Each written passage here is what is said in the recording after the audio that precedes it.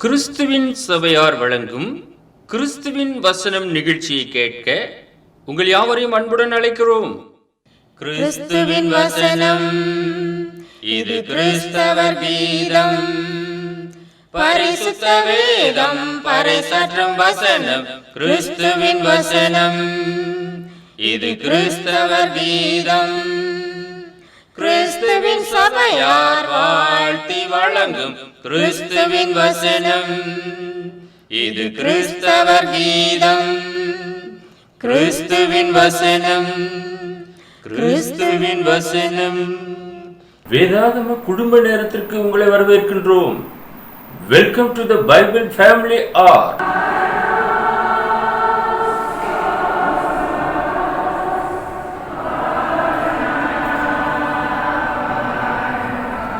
நம்முடைய ஆண்டவரும் இரட்சகருமாகிய இயேசு கிறிஸ்து சொல்லியிருக்கிறார், வேத வாக்கியங்களை ஆராய்ந்து பாருங்கள், அவைகளால் உங்களுக்கு நித்திய ஜீவன் உண்டென்று எண்ணுகிறீர்களே, என்னை குறித்து சாட்சி கொடுக்கிறவைகளும் அவைகளே என்று.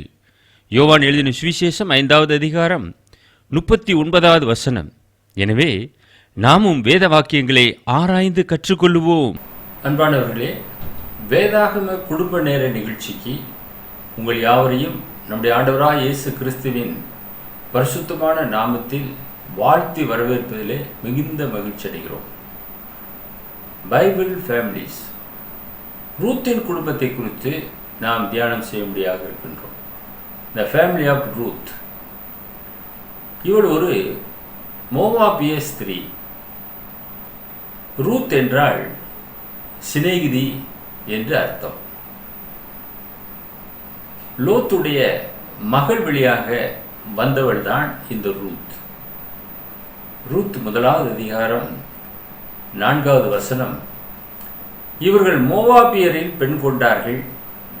அவர்களில் ஒருத்தி பேர் ஒற்பாள், மற்றவர் பேர் ரூத். அங்கே ஏறக்குறைய 10 வருஷம் வாசம் பண்ணினார்கள். எலிமெலேக்கு, நகோமி ஆகிய இருவரும் அங்கே மோவாப் தேசத்திற்கு கடந்து செல்கிறார்கள். பயங்கரமான பஞ்சம். அந்த பஞ்ச காலத்திலே தங்களை போஷிக்கத்தக்கதாக மோவாப் தேசத்துக்கு போகிறார்கள். ரூத் 1வது அதிகாரம் 3வது வசனம், நகோமியின் புருஷனாகிய எலிமெலேக்கு இறந்து போனான். அவளும் அவளுடைய 2 குமாரர் மாத்திரம் இருந்தார்கள். சென்ற இடத்திலே அங்கே எலிமெலேக்கு இறந்து போகிறார். ஒரு குடும்ப தலைவன் இறந்து போனார் என்றால் அந்த பெண் விதவையாக போய்விடுகிறாள். 2 மகன்களை வைத்திருக்கிறாள். அங்கே எந்த அளவுக்கு கஷ்டப்பட்டு இருப்பாள். ஜென்ம தேசத்தை விட்டு பிழைப்பு தேடி பஞ்ச காலத்திலே இங்கே மோவாப் தேசத்துக்கு வருகிறார்கள். ஆனால் அங்கோ குடும்ப தலைவன் எலிமெலேக்கு இறந்து விடுகிறான். ஒரு கஷ்டமான இக்கட்டான ஒரு சூழல். மக்லோன், கிளியோன் ஆகிய இருவர் இருக்கிறார்கள். இந்த இருவருக்கும் திருமணமானது அங்கே நடத்தப்படுகிறது. மக்லோனின் மனைவி ரூத், கிளியோனின் மனைவி ஒற்பாள். நகோமிக்கு மிகவும் பேர் உதவியாக இருந்தார்கள். இரண்டாவதாக நாம் ரூத்தை பற்றி படிக்கும்போது, இந்த எலிமெலேக்கு இறந்து போனான், நகோமி விதவையானாள். ரூத் 1வது அதிகாரம் 5வது வசனம், பின்பு மக்லோன், கிளியோன் என்னும் அவர்கள் இருவரும் இறந்து போனார்கள். அந்த ஸ்திரீ தன் குமாரர் இருவரையும் தன் புருஷனையும் இழந்து தனித்தவளானாள். என்ன சோதனை என்று பாருங்கள். சோதனைக்கு மேல் சோதனை, வேதனைக்கு மேல் வேதனை. தன்னுடைய கணவன் இறந்து போனான். இப்பொழுது நகோமியினுடைய 2 மகன்களும் இறந்து போகிறார்கள். திருமணத்திற்கு பின்பதாக 2 மருமகள் இருக்கிறார்கள். இந்த ரூத்தும் ஒற்பாளும் இருக்கிறார்கள். ஆண் தலைகள் எல்லாமே மாண்டு போனது. குடும்ப தலைவரும் இறந்து போனார், இருந்த 2 மகன்களும் இறந்து போனார்கள். எவ்வளவு கஷ்ட காலம் என்று யோசித்து பாருங்கள். அந்த நகோமிக்குத்தான் எத்தனை வேதனை இருந்திருக்கும், எவ்வளவு தூரம் கஷ்டப்பட்டு இருப்பாள் என்பதை நாம் எண்ணி பார்க்க முடிகிறது. ஒற்பாள் என்ன செய்தாள்? தன் மாமியை முத்தமிட்டு தன் வீட்டுக்கு கிளம்பிவிட்டாள். ரூத் 1வது அதிகாரம் 14வது வசனம். அப்பொழுது அவர்கள் சத்தமிட்டு அதிகமாய் அழுதார்கள். ஒற்பாள் தன் மாமியை முத்தமிட்டு போனாள். ரூத்தோ அவளை விடாமல் பற்றி கொண்டாள். அன்பானவர்களே, ஒருத்தி தன்னுடைய வீட்டுக்கு கடந்து சென்று விட்டாள். தன்னுடைய மாமியை முத்தமிட்டு கடந்து சென்றாள். 2 பெண்களுமே நகோமியை அதிகமாக நேசித்தார்கள். சொந்த தாயை போல நேசித்தார்கள் என்று நாம் சொல்லலாம். மருமகள், இருவருமே மருமகள். ஆனால் தாயை போல நேசித்து முத்தமிட்டு அங்கே கடந்து செல்கிறாள் ஒற்பாள். ரூத் புஸ்தகம் 1வது அதிகாரம் 15-16 வரும்போது, ரூத் உம்முடைய தேவன் என்னுடைய தேவன் என்று சொல்ல ஆரம்பித்தாள். அப்பொழுது அவள், இதோ உன் சகோதரி தன் ஜனத்திடத்திற்கும் தன் தேவர்களிடத்திற்கும் திரும்பி போய்விட்டாளே, நீயும் உன் சகோதரியின் பிறகே திரும்பி போ என்றாள். அதற்கு ரூத், நான் உம்மை பின்பற்றாமல் உம்மை விட்டு திரும்பி போவதை குறித்து என்னோடே பேச வேண்டாம். நீர் போகும் இடத்திற்கு நானும் வருவேன், நீர் தங்கும் இடத்திலே நானும் தங்குவேன். உம்முடைய ஜனம் என்னுடைய ஜனம், உம்முடைய தேவன் என்னுடைய தேவன் என்று சொல்ல ஆரம்பித்தார். எந்த அளவுக்கு இந்த ரூத் உறுதியாக இருந்திருக்கிறாள் என்று பாருங்கள். நகோமி சொல்லுகிறாள், உன் சகோதரி தன் ஜனத்திடத்திற்கு தன் தேவர்களிடத்திற்கும் திரும்பி போய்விட்டாளே, நீயும் அந்த விதமாக சகோதரியின் பிறகே திரும்பி போ என்று அனுமதி கொடுக்கிறாள் நகோமி. அதற்கு ரூத்துடைய பதில் என்னவாக இருக்கிறது? நான் உம்மை பின்பற்றாமல் உம்மை விட்டு திரும்பி போவதை குறித்து என்னோட பேச வேண்டாம். அவ்வளவு உறுதியாக இருக்கிறாள். நீர் போகும் இடத்திற்கு நானும் வருவேன், எங்க போனாலும் சரி. நம்பிக்கை. அந்த அளவுக்கு தன்னுடைய மாமியை பற்றி கொண்டாள். இன்னைக்கு ஒவ்வொரு குடும்பத்திலும் இந்த ரூத் பெண்மணியை போல அவரவர் தங்களுடைய மாமியை பற்றி கொண்டிருப்பார்கள் என்றாள். தாயை விட்டு விட்டார்கள், மருமகளாக ஒரு வீட்டுக்கு வந்து விட்டாள். அங்கே இருக்கிற மாமியை பற்றி கொண்டே ஆக வேண்டும். இப்படி பற்றி கொள்வார்களே என்றால் அந்த குடும்பம் எந்த அளவுக்கு ஆசீர்வாதத்தை பெறும்? தேவ பிரசன்னம் அங்கே காணப்படும். நீர் எங்கே தங்குறே அங்கே நானும் தங்குவேன். இனிமேல் உம்முடைய ஜனம்தான் என்னுடைய ஜனம், உம்முடைய தேவன் தான் என்னுடைய தேவன். அந்த அளவுக்கு உறுதியாக இருந்தாள் அந்த ரூத். அன்பான சகோதரிகளே, நீங்க ஒரு புது இடத்திற்கு வந்திருக்கிறீர்கள். தாய் தகப்பனை விட்டுவிட்டு கணவனை நம்பி கணவனுடைய வீட்டிற்கு வந்து விட்டீர்கள். கணவனுடைய வீட்டிலே லாபமும் வரலாம், நஷ்டமும் வரலாம். எது வந்த போதிலும் அந்த குடும்பத்திலே ஒரு நபராக நீங்கள் மாறிவிடுகிறீர்கள். அந்த குடும்பத்தாரை பற்றி கொண்டிருக்க வேண்டும். இங்கே நகோமியை ரூத் பற்றி கொண்டவளாக இருந்தாள்.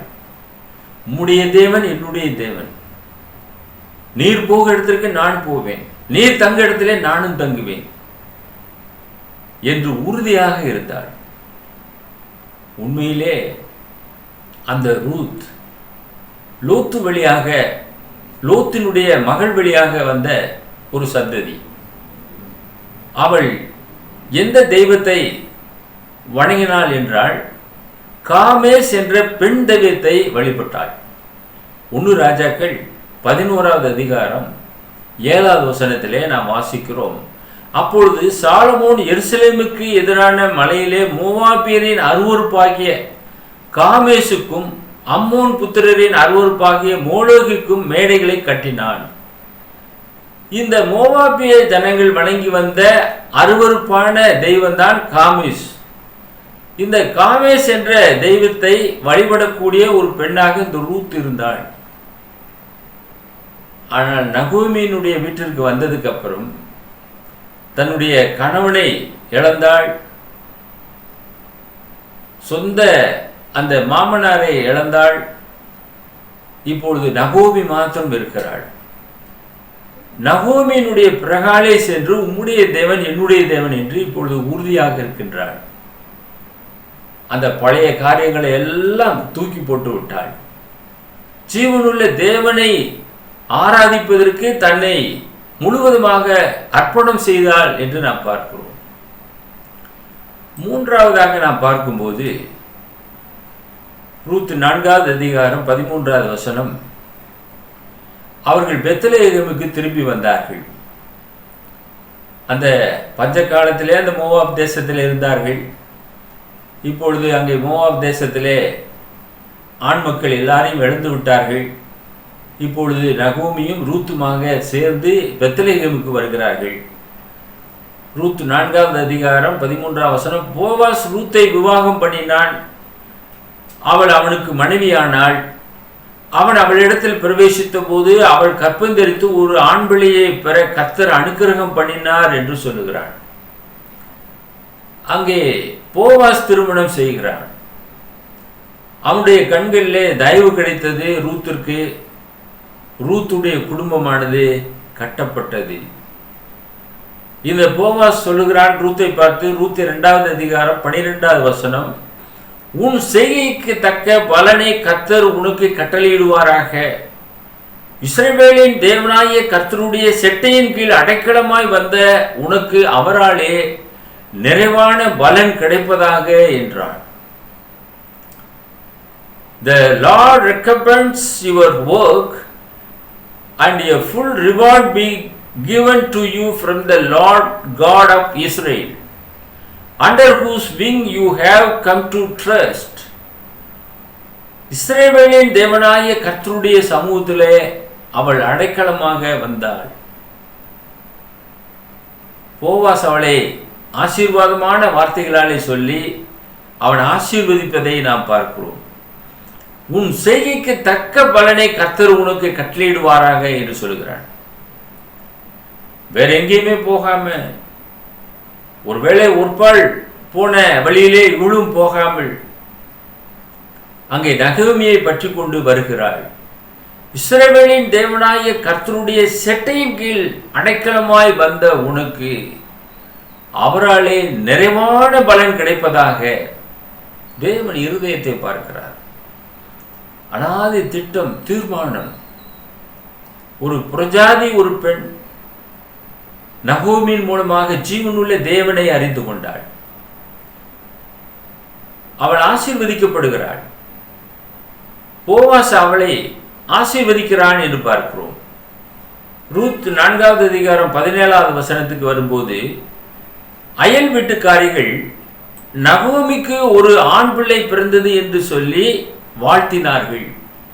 அதற்கு ஓபேத் என்று பெயரிட்டார்கள். அவன் தாவீதின் தகப்பனாகிய ஈசாயின் தகப்பன். ஓபேத் என்ற ஒரு மகனை பெற்றெடுத்தார்கள். அந்த ஓபேத் யார் என்று கேட்டீர்கள் என்றால், தாவீதின் தகப்பனாகிய ஈசாயின் தகப்பன். தாவீது அந்த வழியிலே வருகிறார், போவாசுடைய வழியிலே வருகிறார். ரூத் பெற்றெடுத்த அந்த ஓபேத்துடைய வழியிலே வருகிறார். எத்தனை ஆசீர்வாதமான காரியம்! யூதா கோத்திரத்திலே அவர்கள் இணைக்கப்படுகிறார்கள். அற்புதமான தேவனுடைய திட்டம் என்பதை நாம் இங்கே காண முடிகிறது. 4வதாக அவர்களுடைய முடிவு எப்படி இருந்தது? ரூத் 2வது அதிகாரம் 20வது வசனம், அப்பொழுது நகோமி தன் மருமகளை பார்த்து, உயிரோடு இருக்கிறவர்களுக்கும் மரித்தவர்களுக்கும் தயவு செய்கிற கர்த்தராலே அவன் ஆசீர்வதிக்கப்படுவானாக என்றாள். பின்னும் நகோமி அவளை பார்த்து, அந்த மனுஷன் நமக்கு நெருங்கின உறவின் முறையானும் நம்மை ஆதரிக்கிற சுதந்திரவாளிகளில் ஒருவனுமாய் இருக்கிறான் என்றாள். இந்த போவாஸ் கண்களிலே தயவு கிடைத்ததல்லவா? இதை அறிந்த நகோமி சொல்கிறாள், உயிரோடு இருக்கிறவர்களுக்கும் மரித்தவர்களுக்கும் தயவு செய்கிற கர்த்தராலே அவன் ஆசீர்வதிக்கப்படுவானாக என்றாள். உயிரோடு இருக்கிறவர்களுக்கும் தயவு செய்யக்கூடிய தேவன் நம்முடைய தேவன், மரித்தவர்களுக்கும் தயவு செய்யக்கூடிய தேவன் நம் தேவன். எலிமெலேக்கு மரித்து போய்விட்டான். நகோமியினுடைய கணவன் அந்த மரித்து போன அந்த மனிதனுக்கும் தயவு செய்யக்கூடிய தேவன். எலிமெலேக்கினுடைய மருமகள் ரூத், அவள் அப்படியே நின்றுவிடக் கூடாது, அவளுக்கு ஒரு விவாகம் வேண்டும். தேவன் போவாசை முன்குறிக்கிறார்.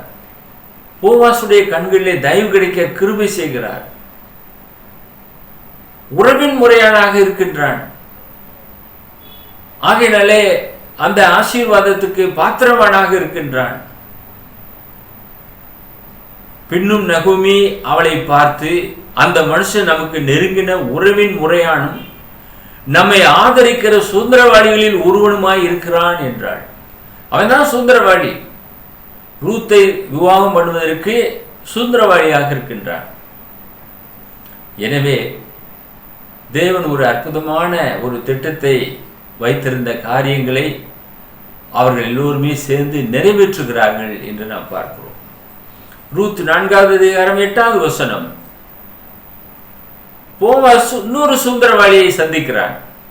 அப்படியே அந்த சுந்தரவாளி போவாசை நோக்கி, நீர் அதை வாங்கிக் கொள்ளும் என்று சொல்லி தன் பாதரட்சியை கலற்றி போட்டான். So he drew off his shoe. தன்னுடைய பாதரட்சியை கலட்டி போடுகிறான். அதாவது அவன் திருமணம் செய்ய வேண்டும், சொத்துக்களை எல்லாம் அவன் வாங்கிக் கொள்ள வேண்டும், நகோமியுடைய சொத்துக்களை எல்லாம். ஏன்னா அவன் தான் அடுத்து அதற்கு சுதந்திரவாளியாக இருக்கின்றான். அப்படி அவன் வாங்காவிட்டால் தன்னுடைய பாதரட்சிகளை கலட்டி போட்டு விட வேண்டும். அவன் உடனே போவாஸ் கேட்கும்போது அந்த பாதரட்சிகளை கலற்றி போட்டு விடுகிறான். அப்ப நீ அதை வாங்கிக்கொள் என்று சொல்லுகிறான். இப்பொழுது போவாசுக்கு உரிமையானது வந்து விடுகிறது. போவாஸ் அதை கொள்ளுகிறான் என்று பார்க்கிறோம். ரூத் 4வது அதிகாரம் 10வது வசனம். இதுவுமல்லாமல் மரித்தவனுடைய சகோதரருக்குள்ளும் ஊராருக்குள்ளும் அவனுடைய பேர் அற்று போகாமல் மரித்தவனுடைய சுதந்திரத்திலே அவன் பேரை நிலைநிறுத்த நான் மக்லோனின் மனைவியாய் இருந்த மோவாபிய ஸ்திரியான ரூத்தை எனக்கு மனைவியாக கொண்டேன். அதற்கு இன்றைய தினம் நீங்கள் சாட்சி என்றான். எல்லாருக்கும் முன்பதாக அங்கே போவாஸ் சாட்சியாக ரூத்தை ஏற்றுக்கொள்ளுகிறான். அந்த சுதந்திரத்தை நிலைநிறுத்த வேண்டும், அவன் பேரை நிலைநிறுத்த வேண்டும். எனவே நான் மக்லோனின் மனைவியாக இருந்த மோவாபிய ஸ்திரியான ரூத்தை எனக்கு மனைவியாக கொண்டேன். நீங்கள் எல்லாரும் இன்றைக்கு சாட்சிகள் என்று அவர்களை பார்த்து சொல்லி அன்றைக்கு நிச்சயம் செய்கிறார்கள். அன்பானவர்களே, முறைப்படியாக பரிசுத்த வேதாகமம் எவ்வளவு தெளிவாக சொல்லுகிறது. ஏற்கனவே ரூத் ஒரு கணவனை இழந்திருக்கிறாள். அந்த இடத்திலே அடுத்த சுதந்திரவாளி ஒருவன் இருக்கிறான். அவனை கரம் பிடிக்கிறாள். அந்த சுதந்திரவாளி கர்த்தருடைய மனிதனாக இருக்கின்றான். அங்கே பெத்லகேம் ஊரானாக இருக்கின்றான். நகோமிக்கு நெருங்கின உறவின் முறையானாக இருக்கின்றான். அவனாலே அந்த குடும்பமானது கட்டப்படுகிறது. எந்த அளவுக்கு அவர்கள் காத்திருந்தார்கள் என்று பாருங்கள். ஒருவேளை ரூத் தன்னுடைய சகோதரி ஒற்பாள் பிரகாலே போயிருப்பாள் என்றால், அங்கே மோவாப் தேசத்திலே ஒரு அந்நிய பெண்ணாகவே இருந்து அந்நியர்களை திருமணம் செய்து ஒருவேளை மறித்திருக்கக்கூடும். ஆனால் நகோமியின் பிரகாலே வந்ததினாலே ஜீவனுள்ள தேவனை கண்டுகொண்டாள். அது மாத்திரமல்ல, அவளுடைய குடும்பமானது கட்டப்பட்டது. அருமையான ஒரு பிள்ளை ஓபேத்தை பெற்றெடுக்கிறாள். தாவீதினுடைய அந்த சந்ததி என்று நாம் பார்க்கிறோம். எத்தனை ஆசீர்வாதமான காரியம் அன்பானவர்களே! இது தேவனுடைய ஒரு அற்புதமான திட்டமாக இருக்கிறது என்று நாம் அறிந்து கொள்கிறோம். ஐந்தாவதாக நமக்கான பாடம் என்ன? ரூத் 1வது அதிகாரம் 17வது வசனம், நீ மரணமடையும் இடத்தில் நானும் மரணமடைந்து அங்கே அடக்கம் பண்ணப்படுவேன். மரணமே அல்லாமல் வேறொன்றும் உம்மை விட்டு என்னை பிரித்தால் கர்த்தர் அதற்கு சரியாகவும் அதற்கு அதிகமாகவும் எனக்கு செய்ய கடவர் என்றாள். எந்த அளவுக்கு ஒரு உறுதி என்று பாருங்கள். நகோமி வயதானவள், நீர் எங்கே மரணமடைய போகிறீரோ அங்கே நானும் மரணமடைவேன். அதே இடத்துல நகோமி பெத்லெகேமுக்கு வந்தாள்.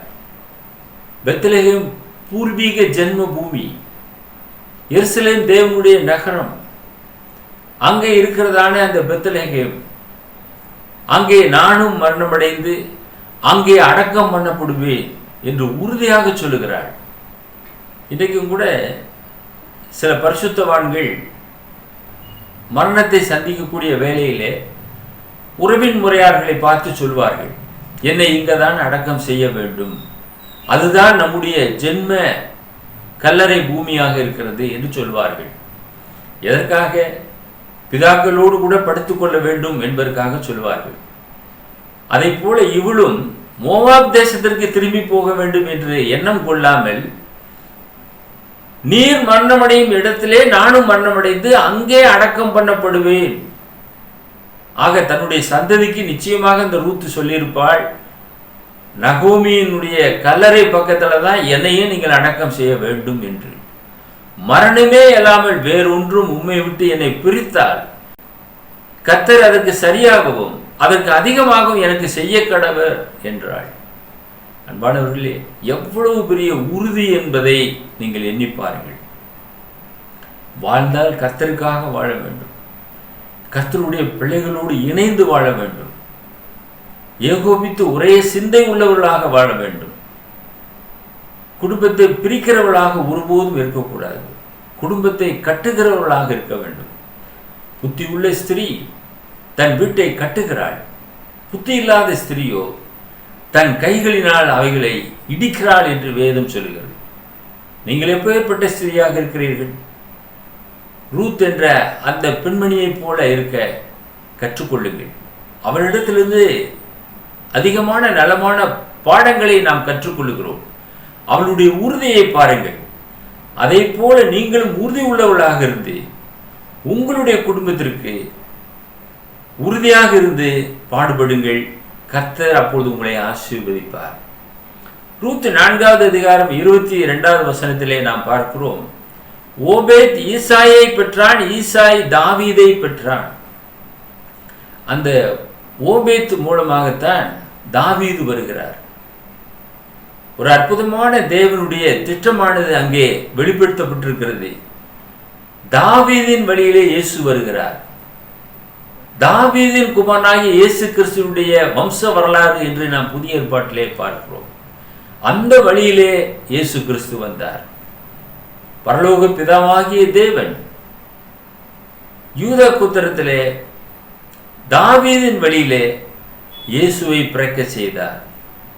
அது எத்தனை ஆச்சரியமான ஒரு காரியம், எத்தனை அற்புதமான தேவனுடைய திட்டம். அந்த சந்ததி ஆசீர்வதிக்கப்பட்ட ஒரு சந்ததியாக இருந்தது. அது ரூத்துடைய வம்சாவளியிலே வருகிறதை நாம் பார்க்கும்போது மிகுந்த சந்தோஷமாக இருக்கிறது அல்லவா அன்பானவர்களே?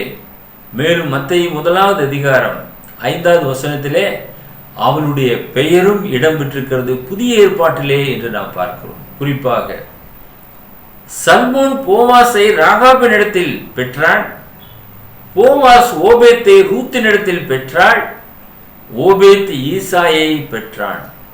ரூத்துடைய பெயர் பரிசுத்த ஆவியானவராலே மத்தேயு என்ற எழுத்தாளனை கொண்டு அங்கே எழுதப்பட்டிருக்கிறது. ஜீவ புஸ்தகத்திலே நம்முடைய நாமங்கள் எல்லாம் எழுதப்பட்டிருக்கிறது. பரிசுத்த வேதாகமத்திலே உலக அளவிலே ஜனங்கள் பார்க்கக்கூடிய அளவிலே ரூத்துடைய பெயர் இடம்பெற்றிருக்கிறது. ரூத் ஒரு அருமையான புத்தகம். ரூத்துடைய அந்த சரித்திரம் இன்றைக்கு சகோதரிகள் மத்தியிலே சென்றடைய வேண்டும். அநேக குடும்பங்கள் பிரிந்து போய் கிடக்கிறது.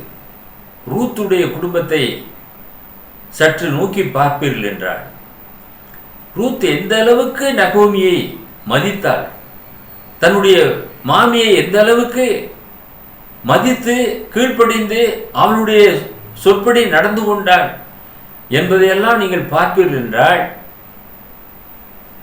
அந்த ஆசீர்வாதம் உங்களுடைய குடும்பத்திற்கும் நிச்சயமாக வரும்.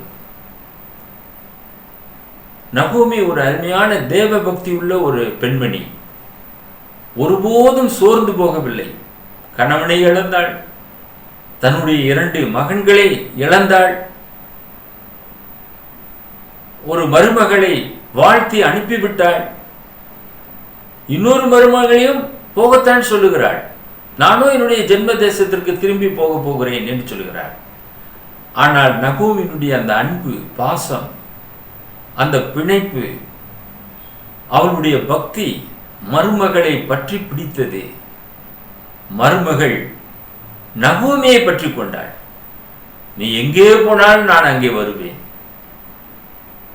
எந்த அளவுக்கு ஒப்புக் கொடுக்கிறாள் என்று பாருங்கள். இன்றைக்கு அந்த அளவிற்கு ஒப்புக் கொடுப்பார்கள் என்றால் அந்த குடும்பங்கள் ஆசீர்வாதத்தை நிச்சயமாக பெறும். மனம் ஒத்து போக வேண்டும். மனம் ஒத்து போகும்போதுதான் நாம் பெரிய காரியங்களை செய்ய முடியும். இருவர் ஒருமனப்பட்டிருக்க வேண்டும். எந்த ஒரு காரியத்திலும் ஒருமனப்பட்டிருப்பார்கள் என்றால் அங்கே தேவனுடைய ஆசீர்வாதமானது இருக்கும். அது இந்த ரூத் குடும்பத்திலே நாம் பார்க்க முடிகிறது. ஒரு அருமையான ஒரு மகன் போவாசை கரம் பிடித்தாள். அந்த குடும்பம் தழைத்தது. தாவீதினுடைய சந்ததியை பெற்றெடுக்கக்கூடிய ஒரு ஆசீர்வாதத்தை பெற்றது. நம்முடைய ஆண்டவராக இயேசு கிறிஸ்து கூட அந்த வழியே மாமிசத்திலே கடந்து வந்தார் என்று நாம் பார்க்கிறோம். இந்த செய்தி உங்களுக்கு பிரயோஜனமாக இருந்திருக்கும் என்று நாங்கள் நம்புகிறோம். ஒவ்வொரு வாரமும் நாம் இந்த விதமாக வேதாகம குடும்பங்கள் என்ற தலைப்பின் கீழாக வேதாகமத்தில் சில முக்கியமான குடும்பங்களை பழைய ஏற்பாட்டிலும் புதிய ஏற்பாட்டிலும் நாம் தியானம் செய்து கொண்டு வருகிறோம். 27வது குடும்பமாக ரூத்தின் குடும்பத்தை குறித்து இந்த நாளிலே தியானம் செய்தோம். இது உங்களுடைய ஆவிக்குரிய வாழ்க்கைக்கு பிரயோஜனம் உள்ளதாக இருக்கும் என்று நாங்கள் நம்புகிறோம். உங்களுடைய மேலான கருத்துக்களை எங்களுக்கு எழுதி தெரியப்படுத்துங்கள் அல்லது தொலைபேசியின் மூலமாக சொல்லுங்கள். உங்களுக்காக, உங்களுடைய குடும்பங்களுக்காக நாங்கள் பாரத்தோடு ஜெபம் பண்ணுகிறோம். எங்களை நேசித்து வழிநடத்துகிற எங்கள் பரலோகத்தின் பிதாவே, ரூத்தை ஆசீர்வதித்த உம்முடைய கரம் இந்த நிகழ்ச்சியை பார்த்து கொண்டிருக்கிற அருமையான நேயர்களையும் உம்முடைய பிள்ளைகளையும் ஆசீர்வதித்து வழிநடத்த வேண்டுமாய் நாங்கள் ஜெபம் பண்ணுகிறோம். ரூத் புத்தகத்திலிருந்து அதிகமான பாடங்களை கற்றுக்கொண்ட நாங்கள் ஜீவனுள்ள தேவனுக்கு கீழ்ப்படிந்து குடும்பத்தை கட்டக்கூடிய சகோதரிகள் எழும்பத்தக்கதாக தேவன் அனுக்கிரகம் செய்தல்ல வேண்டுமாய் எங்கள் அன்பின் ஆண்டவர் இயேசுவின் வல்லமையுள்ள நாமத்தில் இந்த ஜெபத்தை தாழ்மையோடு ஏறெடுக்கிறோம் எங்கள் பரலோகத்தின் பிதாவே. ஆமென். இயேசுவின் குடும்பம் ஒன்று உண்டு, அன்பு நிறைந்திடும் இடம் உண்டு. இயேசுவின் குடும்பம் ஒன்று உண்டு, அன்பு நிறைந்திடும் இடம் உண்டு. உயர்வும் இல்லை, அங்கு தாழ்வும் இல்லை. எங்கள் முகவரி the word of Christ, post office box number 5, Batlagundu 624202, South India. Our mobile number 9443558041. Another number 6379350509. Email address urgentandglory@gmail.com. View our The Word of Christ program on YouTube channel. May God bless you all. மீண்டும் அடுத்த நிகழ்ச்சியில் உங்களை சந்திக்கும் வரை கர்த்தருடைய கிருபை நம் அனைவரோடும் கூட இன்றும் என்றும் சதா காலங்களிலும் இருப்பதாக.